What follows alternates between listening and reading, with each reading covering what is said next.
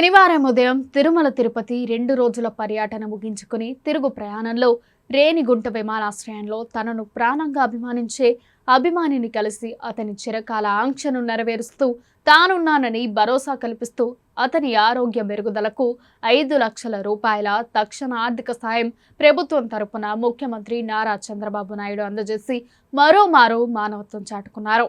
తమ నాయకుడితో ఫోటో దిగాలని ఎప్పటి నుండో అనుకుంటున్న ఓ అభిమాని కోరికను తెచ్చారు చంద్రబాబు నాయుడు. అంతేకాదు తీవ్ర అనారోగ్యంతో బాధపడుతున్న అభిమాని వైద్య ఖర్చులకు ఆర్థిక సాయం అందించారు. వివరాల్లోకి వెళ్తే రేణిగుంటకి చెందిన పసుపులేటి సురేంద్రబాబు మానసిక దివ్యాంగుడిగా జన్మించారు. దీనికి తోడు ఇటీవల లివర్ క్యాన్సర్ తోడైంది.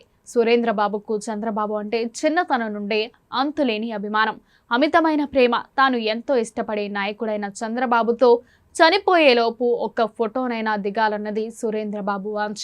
ఈ విషయం చంద్రబాబుకు తెలిసిందే.